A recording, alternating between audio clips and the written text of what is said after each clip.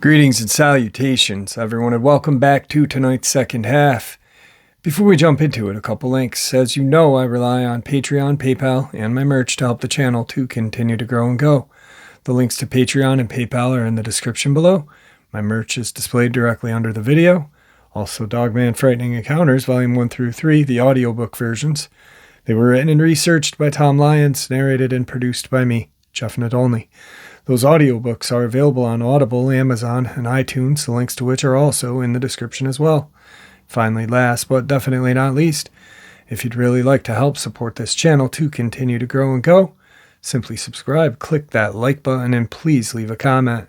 All these things, they help and they definitely matter. Now, everyone, I have taken far too much of your time. Let's get on with tonight's second half, shall we? Guys, tonight I am going to hit you with some subscriber submissions out of two states on the East Coast, Vermont and Virginia. Vermont you wouldn't think would be a hot spot for Dogman, but it really is. Virginia, obviously, we know it is. And I've got some very terrifying encounters. A dogman kills a cow in Vermont, and a dogman and police officer go head-to-head in Virginia. Let's do it. Today's one and only Vermont subscriber submission. What's up, Jeff? My name is Ryan, not really, and I live in Poultney, Vermont. I'm 19 years old, and this is mine and my dad's dogman encounter. The year was 2016, July, hot as hell. I was 17 at the time, just graduated. Yes! I wanted to go swimming over in Dorset. There are these old slate quarries all over with the freshest, coolest, and clear water. So my dad and I jump in his pickup and we start the half-an-hour trip on Route 30. The trip was completely uneventful, and we pull up to the first small swimming hole. We jump out and notice that there's no one here. Weird, no one's here, I said with a kind of question. My dad replies, yeah, weird as can be, bud. This one swim hole is a pretty popular place for kids my age and some, and that's why it's weird. On top of it was at least 95 degrees out. So we walk up and I scream out, WTF, Dad, oh my God. There was a dead cow floating in the water. Well, that explains it, I say. My dad said, something's off. The cow's side was torn up and torn to shreds along with its neck. Sometimes a random cow will get loose and fall in one of these holes and drown. So as we are looking at this carcass of the cow, we notice that there are tear marks, like what a bear does to a tree. 4 side-by-side gashes, and the neck was just torn right out. My dad is on the other side of this small swimming hole and sees a blood trail leading to the water and a huge dog/wolf or coyote track. When I say huge, it was about double the size of our handprints. My dad starts walking toward the truck to call the Vermont State Police and report this when crap really hits the fan. Across the road was a huge hayfield, and we see this figure running at us on 2 legs and fast. We could make out some features. This thing was at least 8 feet tall, and running fast it looked like a ragged wolf.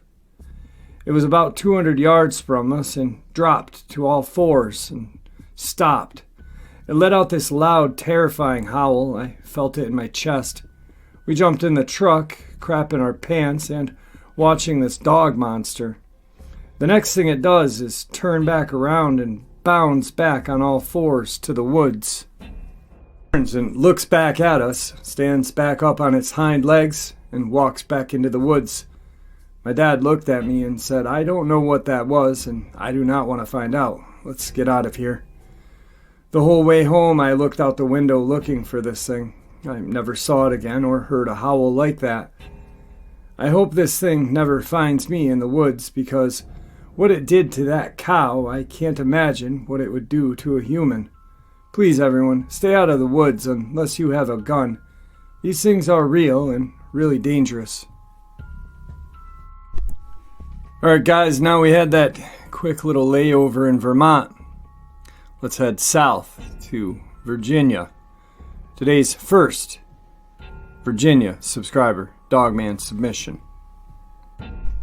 Hey Jeff, I saw something that has left me in question. I live near the county airport in Lee County, Virginia, Flatwoods, which is located at the end of Jonesville, Virginia. At the time, it was around 8 p.m. I was heading to the gas station to pick up a tin of Grizzly. For those of you who don't know, it's a brand of snuff. Well, on occasion I smoke. As I had just crossed the bridge in front of my house, I went to flick the cigarette, and it came back into the car. I had to wait until I got to a turnoff to the airport before I could stop and find the burning cigarette. There are no streetlights in the area, just the airport beacon. The area is surrounded with a 10-foot chain-link fence with barbed wire. Across the top of this fence, I get out of the car and immediately I hear what I think is a coyote howling in the distance, which is normal for here. I continue to look for the cigarette that is somewhere in my car burning the interior when I start to hear commotion behind me. I think to myself, damn, coyotes are trying to sneak up on me. But it started to sound like one animal, but bigger than a coyote. The area behind the fence is nothing but small trees and brush for a quarter of a mile until you reach the end of the runway. So I couldn't see it until it got right up to the fence. I got back into the car just in case I was being stalked to keep from getting jumped by a pack of coyote. I turned off the interior dome light, and all I noticed behind the fence watching me was two amber-colored eyes. I heard a very deep growl, but I also felt it, as if the sound resonated into the car as it was still running. I didn't get a good look at it, but I did notice it looked like it had stood up, just my watching its eye shine. Again, there are no streetlights, but judging by the size of the fence that I have stood by many times while watching planes take off, it looked to be close to 7 feet tall. I'm 6'2", and like I said, I've stood by that fence a lot. I went to turn the car around so that I could shine the lights on it for a better look, but as I was turning the car around, another vehicle passed by and it was gone. Could have been a big coyote, but I had never seen one that big. I didn't hear any howls from it, nor have I seen or heard of anything like that in this area, except for one Dogman sighting in Keokee, Virginia, which is 30 minutes northeast towards the Appalachian Mountains from where I was. Any idea what I was looking at? I want to go back and look for prints. I know the airport owner very well, and I can get clearance into the area. I've hunted coyote and watched them before, but I've never had an encounter with one that big and with a growl that deep. And those eyes, never seen eyes like that. I want to add that I drove up the 1-mile road leading to the airport, and I didn't see anything but a Dodge truck with fogged windows. I had an idea of the reason, so I ignored the truck and drove back down the road, trying to find the animal, but I couldn't find anything. I used to hunt a lot back in the day before I gained a deep respect and love for nature and animals after protecting a fox den of pups from people who wanted to kill them. I'm a man that will absolutely not harm anything unless it was strictly for survival purposes now. When this thing made that terrifying growl, it was as if it was saying, "Hey buddy, I don't know you and you don't know me, but as long as you stick to your side of the fence, I'll stick to mine." This happened nearly a mile from my house. I haven't ever came across anything like that ever in my life, and I'd much prefer not to. It could have easily jerked me out of my car and tore me to shreds, but it chose not to. I want to know more about these creatures, but I don't think I want to be anywhere as close as I was that night. Can't say it was or wasn't a Dogman, but I can say it's the first I've ever experienced anything like that. You are welcome to share my story, but please don't use my real name. Just don't know how many there are out in this area. And I am getting concerned at how close this thing was setting up residence from where I live. Today's second encounter from a Virginia subscriber. This encounter happened in Danville, Virginia, late summer.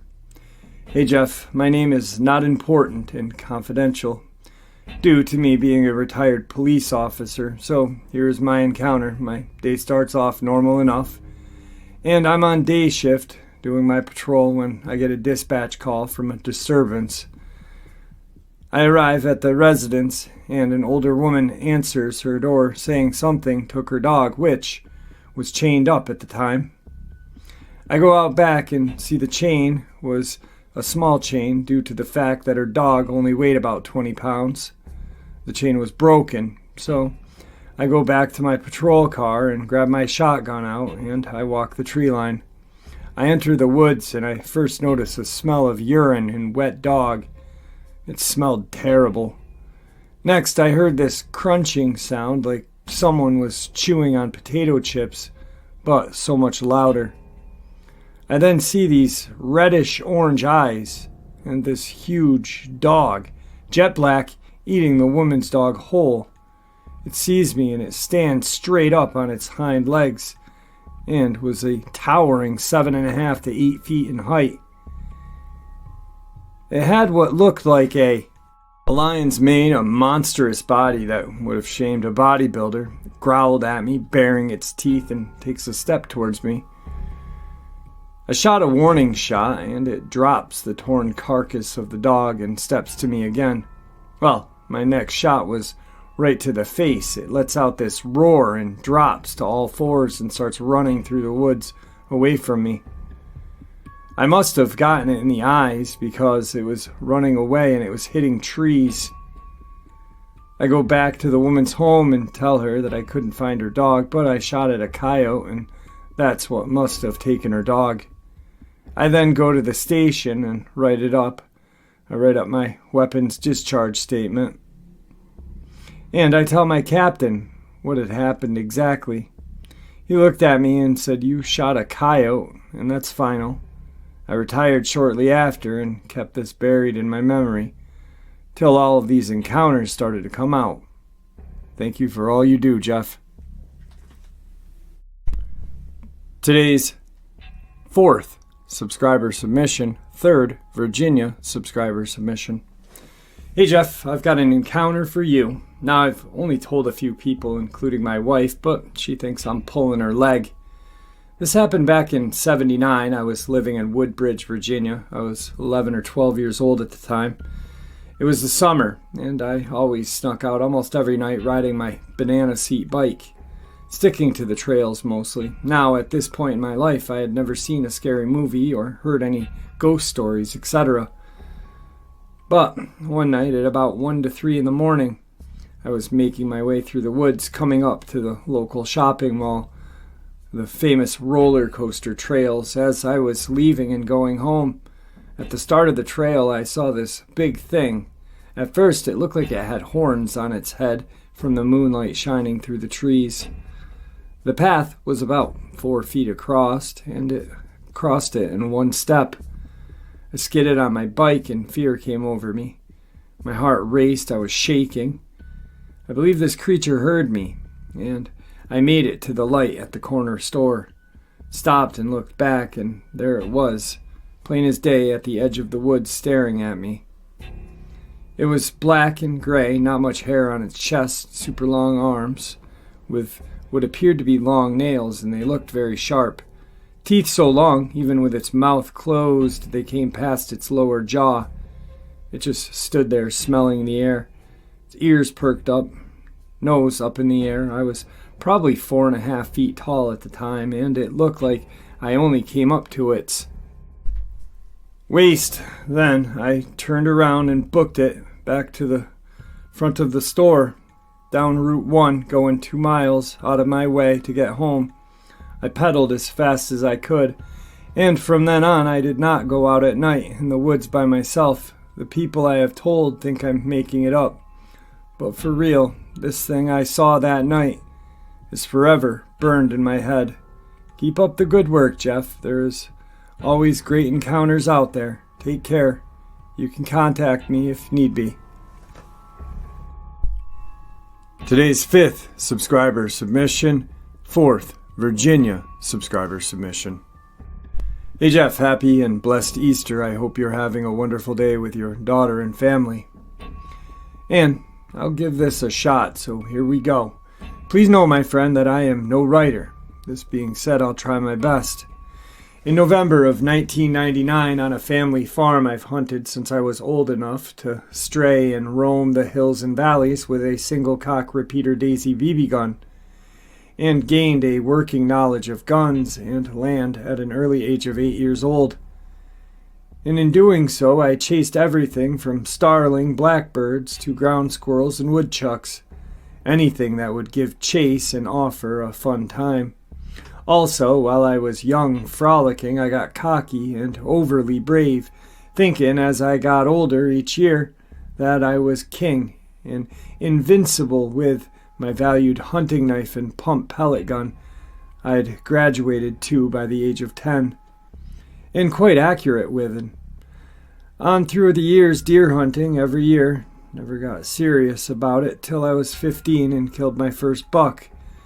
At 17 years old, and this thus began the like a fever, trying every year to get my legal allotted amount, and many times getting close and harvesting many. I wasn't afraid of nothing in the mountains. I alone ruled them. I thought building pressure and air in my balloon like an opinion of myself. Now, looking back, I was foolish in unknowingly building the stage for a showdown for what would be my fall from grace, learning that I wasn't the self-promoted giver and taker I had bragged and boasted about. I had never seen anything that would, to me, present any kind of challenge or danger I thought would cause me harm from a coyote or bobcat, and even a black bear, as long as I held what I knowed could take a life. My first ever bought left-handed bolt gun, 300 Win Mag. Before I got serious, I traded up and bought the cheapest way to hunt. One day in 1999 during rifle season, I was hunting in the backside of the mountain, my honey hole. I'd hunted for years across the fence on neighboring woods. I got my yearly stand at 15 minutes before dawn, and got everything set up, my cousin at the base of the big oak, my scent killer spray on, made sure my gun was topped off and loaded and optic cover removed. Sat down and began watching and listening. At sunup, the usual shots started all around me, but mostly far away from me down the bottom of the mountain in all the hollers and drawers. At around 7:17 in the morning, I started hearing something heading around the top of the ridge, around a couple 100 yards, sounding like a troop of elephants, and got close but continued out of hearing range to my right, never seeing what it was, giving it not much thought, assuming it was turkeys or hunters maybe. Around 9:15, I saw a doe and 2 fawns. They passed without busting me, or about 30 yards, but then the doe came busting down the hill after winding something other than me, fawns at her heels. 10 minutes later, a decent-sized 4-point came up the same trail. This was my chance. I brought my rifle up to my eye, finding the area behind the shoulder, hold my breath, and squeeze the trigger. Striking home, the deer was knocked sideways and ran maybe 15 yards, then expired. I gave it no time as I saw it fall, and it no longer was breathing. I approached my prize, and was grateful for any blessed harvest, and began dragging it uphill without dressing it. I had done that on the other side of the border fence. When I started pulling about 50 yards from where it fell, I heard something following the same trail the buck did before I shot it. By this time, from where I had moved, the animal had laurel and brush obstructing my sight. It sounded like what I had heard earlier, making a lot of noise and moving faster than I had heard it last time, breaking the brush and hard on its trail. I stopped and was watching with my rifle in hand. Then it stopped as well. And then I heard a bellow is what I called it, but nothing I had ever heard before. Almost like a dull, loud hum. Then I heard an explosion of air, and Jeff, it sounded like an air tank when the valve is slowly opened, then let go real fast, hard turn.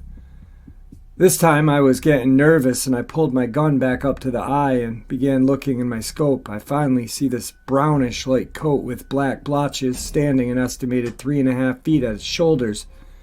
But the patch about a foot across and squared. The animal I thought was possibly a spotted bear or a big stray dog. I began dragging again, and more ferocity this time, and I got about 40 feet.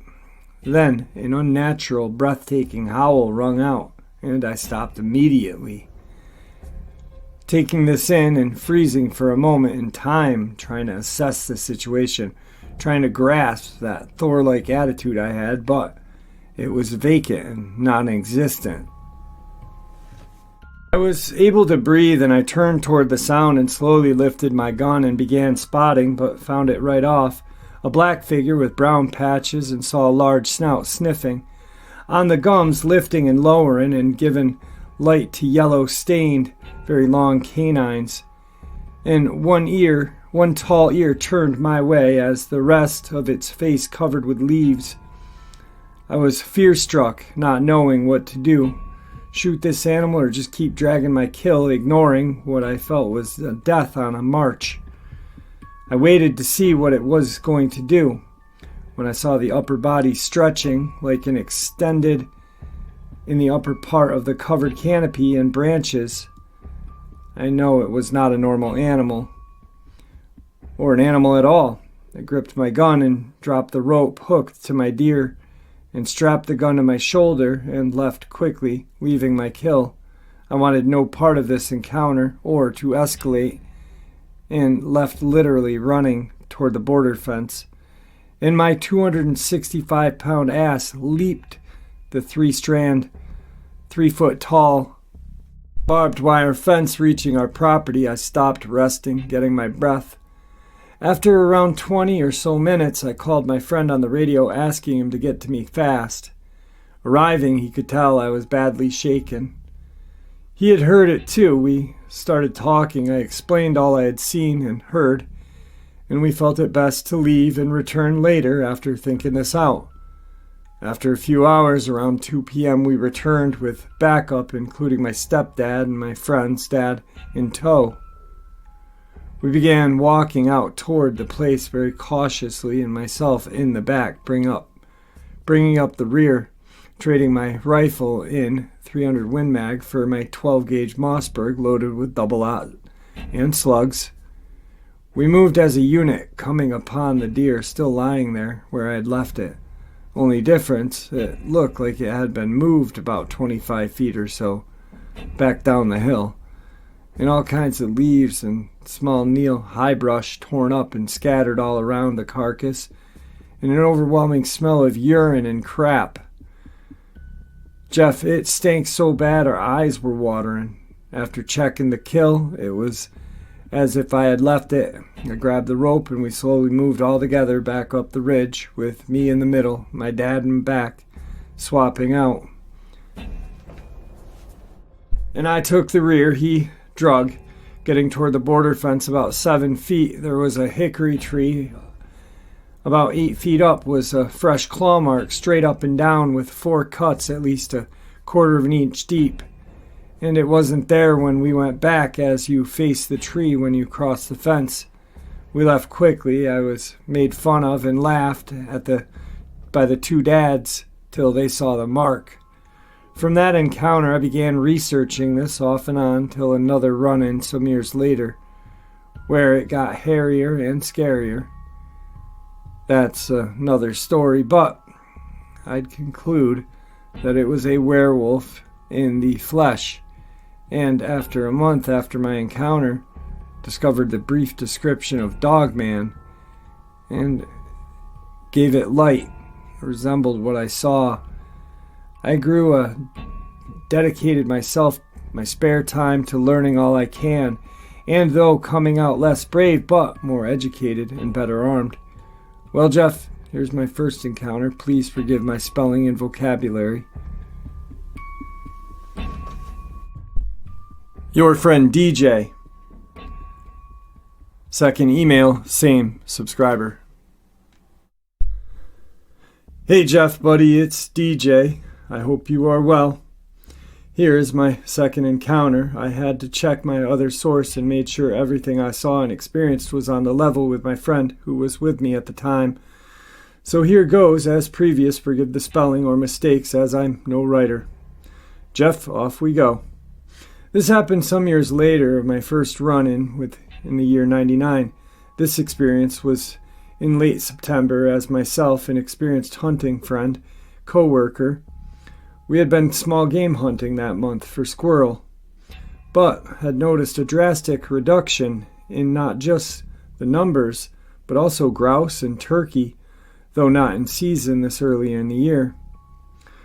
We still would have crossed tracks with this wildlife way before and hadn't. That alone led us to question the environment and its goings-on around us. Big D, nicknamed for Daniel, was especially vibrant, live spirit in the outdoors, living every moment in the outdoors at its most and fullest like me. Every trip only leading to no more than 2 squirrels harvested. Every other trip and sighting some days as 0 was building the question what, why, where, and if scenario. We had began troubleshooting our current dilemma after the 3rd trip. He'd been told and versed on the previous experience with what I learned later was a Dogman or equivalent to. So poked fun and called me, quote, Sasha, the European fable of the boy who cried wolf, unquote. Every couple of outings, whether hunting or fishing, even hiking. But unbeknownst to Big D, on myself his day was coming, as the second as well.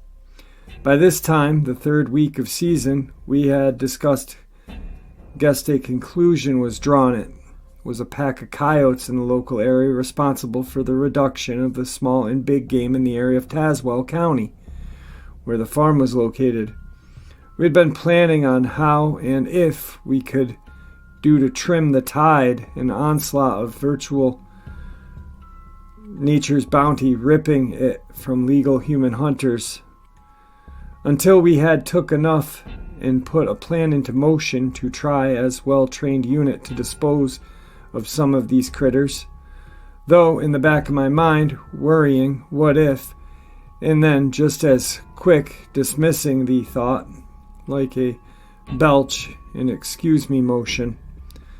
Thus the day had come. It was just a few days later until the first week of archery season opener, and we were geared up by this time, gathering up 2 spotlights and night filter for the lens reddish, not to scare or alert the predators, also a vital scent killing spray and wildlife in distress collar. We had made the 45-minute trip from my house to meet him, and we'd finished the rest of the trip together. As soon as I pulled up, he threw his gear in the back seat, sat down saying, "You ready, Sasha?" A quick reply, "F you, butthole." Then we pulled out, getting to the farm around 7 p.m., leaving us about 20 minutes to get set up at the end of the woods as the open meadows come to an abrupt end. Getting all the equipment in place, loudspeakers set, system all guns loaded, sidearms strapped. It was 7:45, completely dark, so D hit the cordless remote, activating the squealing rabbit distress call, with me turning on the rechargeable 500,000 candle-powered spotlight every 4 to 7 minutes. After an hour passed, and no action except coyotes hollering about 3/4 of a mile, couple farms away was the only response. The raccoon went bounding down out of the woods just then, and I mean hauling friggin' chicken. To our surprise, we looked at each other, and I spoke saying, "What the hell?" And D replied, back dam. Them raccoons moving like they're being chased by a horny RuPaul. Once we cleared, we started talking. What made that move like that?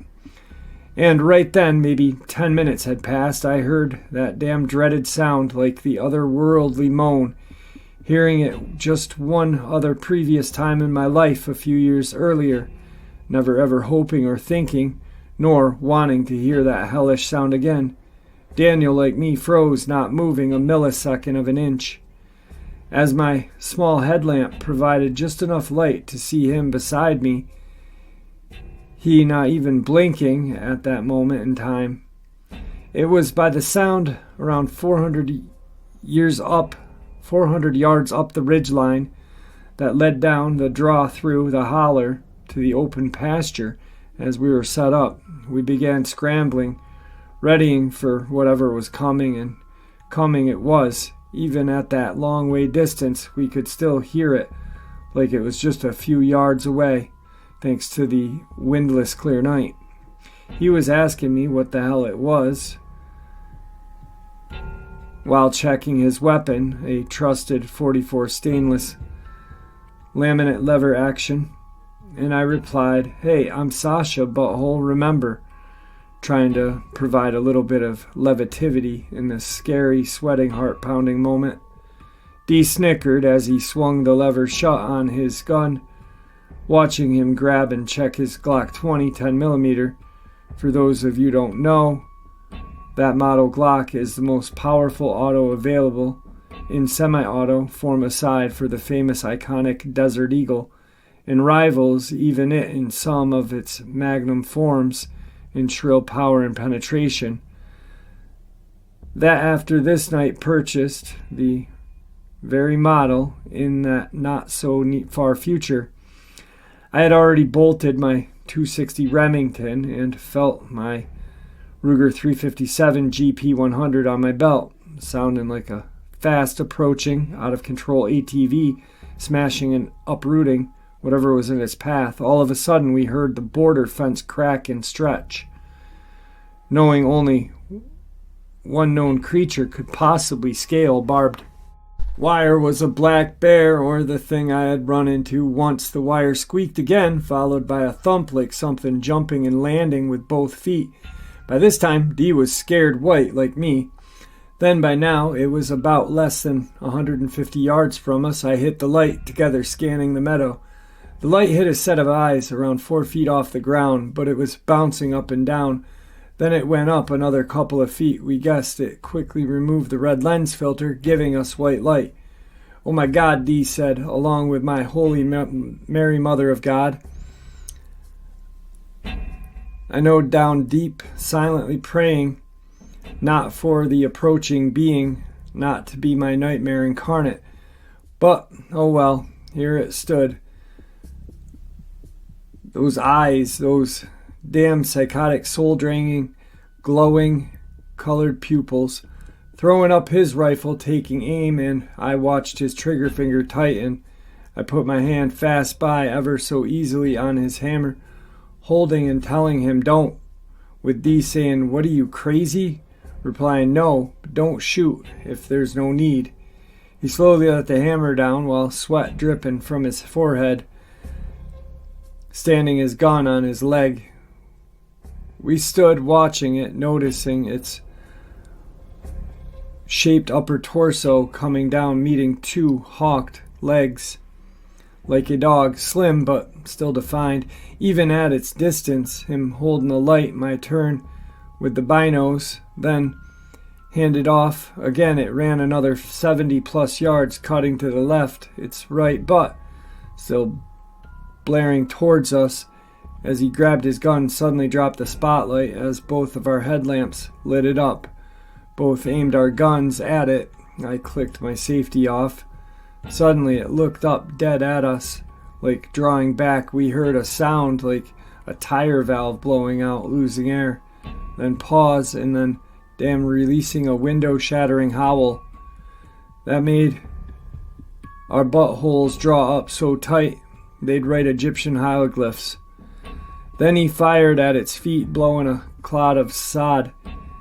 and a cow biscuit making its rump leap straight 3 feet in the air. When it hit back down, the legs moving like a scattered bobcat faster than everything we had ever seen. As it ran, I fired over it about 4 feet over its head. It kicked into gear and leapt the fence and was gone. Still standing, we turned towards each other, and Big D letting out a big deep breath, saying, "Well now, I not just believe you, but saw my own reckoning." Standing around 5 minutes passed as my heart quit pounding and my ears said, "Well, since you dubbed me Sasha, who cried wolf, you are now da Hood."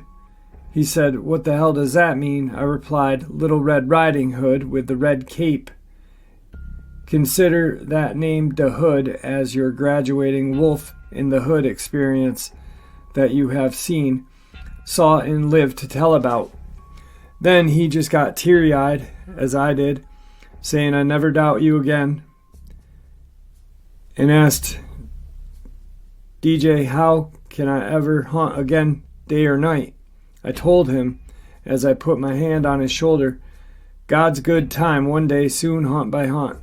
Picking up our courage, strewn on the ground with our stuff, leaving the calling system till daylight, we left, slowly loading up all the gear and hauling our southern redneck ass out of there, scared but alive and blessed at the same time.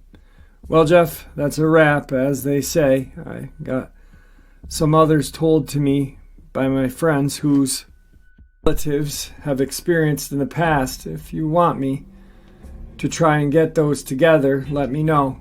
Have a blessed evening. Your friend DJ. He has since been on the channel and shared, well, those encounters with us, and some other things that have gone on in Tazewell. DJ's a good friend of the channel. Not the best writer. Definitely not the best writer. I'm going to have to go and sit down and rewrite those. But if there's anything ever happening in Virginia, DJ is the man that lets me know. Ironically enough, where he lives is where they found the body of the gentleman who disappeared last year in the culvert, which I did an upload about. I actually called the police station for those of you who didn't hear that one.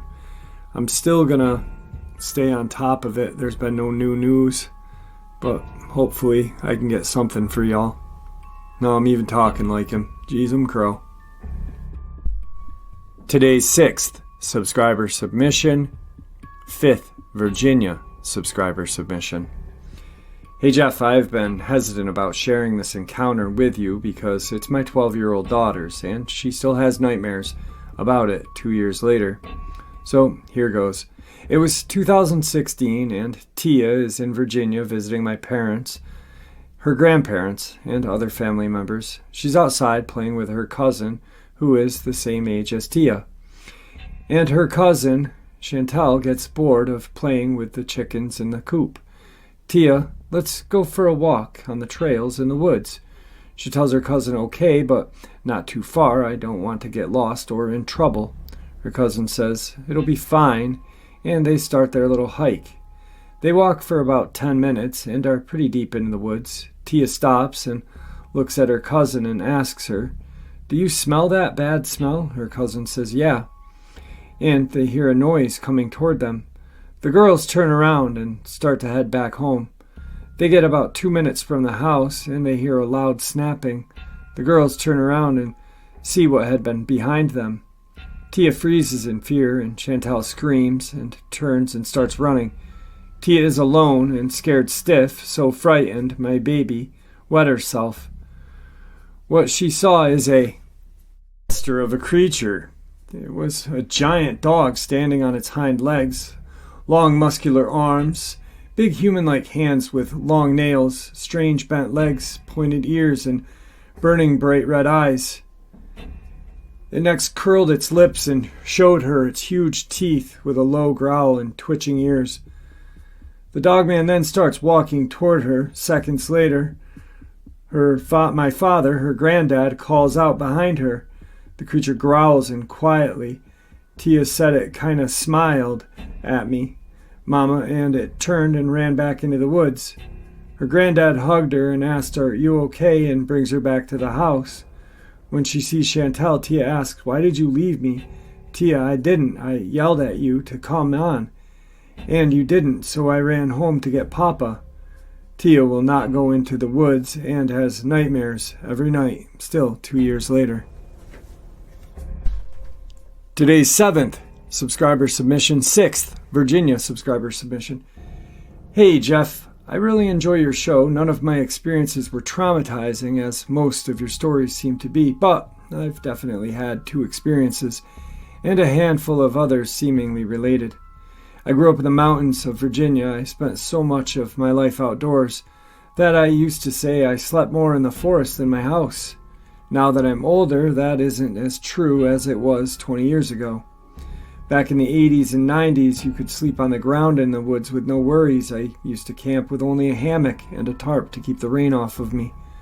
Sometimes I would just go and sleep in a sleeping bag on the ground with no tarp at all. However, that has changed since the turn of the millennium. There are predators in the forest now that weren't there when I was a kid. Oh, they were, but... Encounter 1. Back in '98, I had purchased 400 acres of land in a remote part of Virginia. I intended to divide it into a subdivision, which I eventually did. When I first purchased the land, there was an old farmhouse, probably built in 1910 or so, that I intended on fixing. But the windows were all busted out, so I used the old mill on the property as my sleeping quarters while I fixed up the house. This mill was made of oak board. I secured it with a chain and padlock on the door. This mill was so sturdy that the roof was a solid layer of oak board with metal atop of it. At the south end, there's a cheap addition where the roof was just sheet metal nailed to some rafters spaced about 2 feet apart. The building was about 15 feet high at the peak. There was an old maple tree growing next to it with a long branch that went over about half the roof. I used to cook chicken for dinner and toss the bones out the mill for the cats. Something, I don't know what, would come after dark and steal the bones from the cats. I could hear it growl, and then I could hear it crunching the bones up. I did find a track of a large feline or canine in the mud behind the barn once, but I never confirmed what the creature was. Back then I had a Browning high-powered 9mm pistol in addition to a couple of other weapons. One night, about 2 in the morning, I was awakened by a sound of heavy footsteps on the roof above me. I didn't know about Dogman or Sasquatch, so I figured, hey, it's a mountain lion. Today I know that it was unlikely to have been a cougar. At the time, I felt certain that it wanted to kill me. I don't know how I knew it, I just did. I was wearing nothing but my boxer shorts, and hearing steps on the roof above me made me break out in a cold sweat. I got up as silently as possible and grabbed my pistol, but I was still barefoot in my boxers. I was being stalked, but I was stalking the stalker quietly underneath it as it walked on my roof.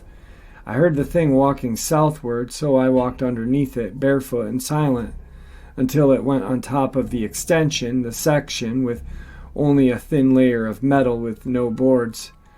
I heard it jump to the ground, and then after a few seconds, it jumped back to the top of the roof peak, which is about 15 feet high.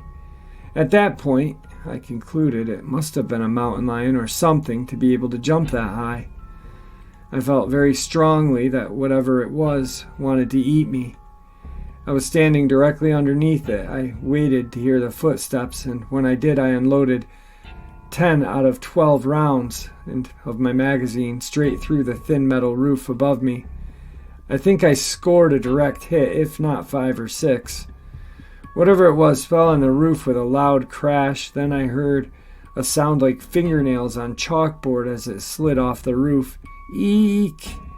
There was a thump as it hit the ground just outside the door. I was tempted to open the door and finish it off, but I thought better of it. I waited for daylight. In the morning, there was nothing there. That's the first encounter. Today, I do not believe it was a mountain lion, but I never saw the beast, so I don't know what it was for certain.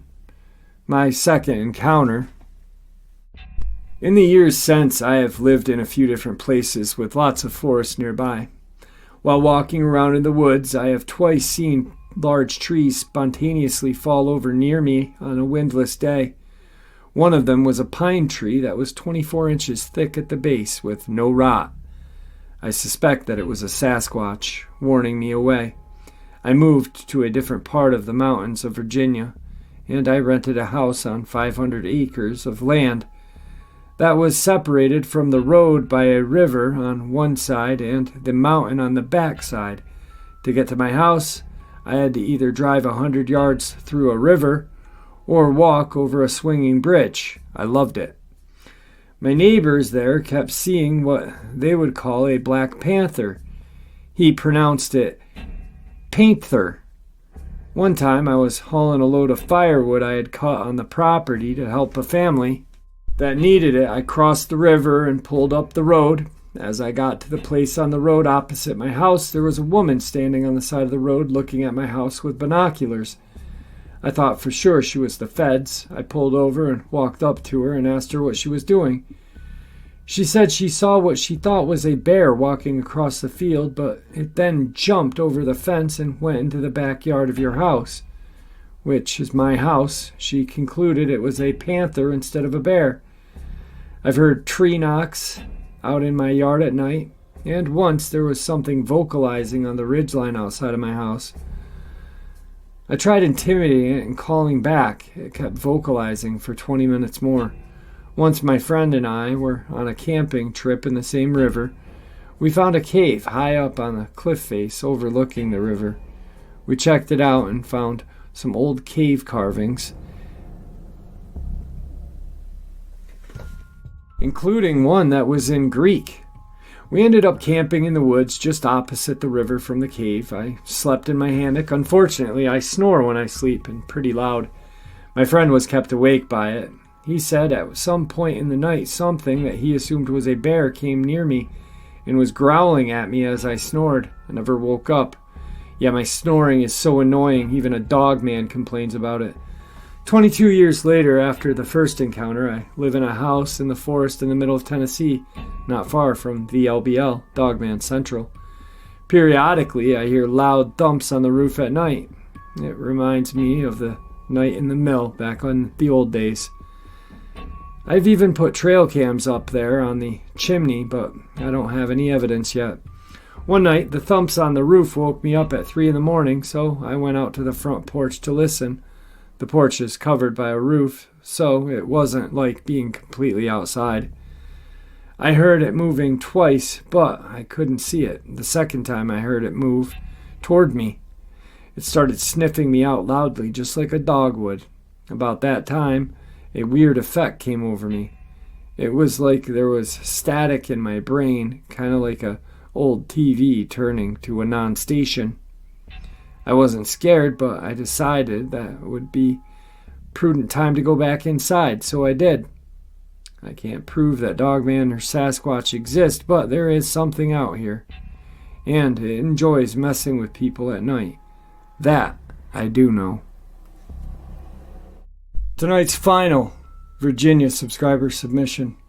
Jeff, my name is not important. What is important is what happened to me a couple years back. So I'm out on a small fishing boat on a small lake in Virginia.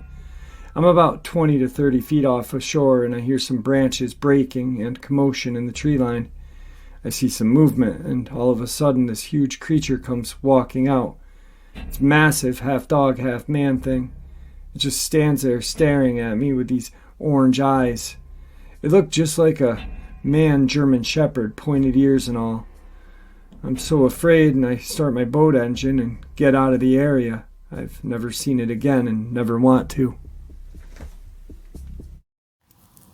All right, guys, like I said, some very terrifying encounters from almost the tippy top of the East Coast. Not really, but pretty close. All the way to Virginia.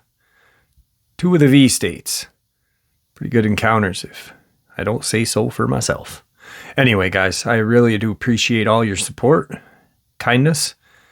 Stay safe, stay healthy, and may the Great Spirit watch over us all and may He guide us down the path we call life.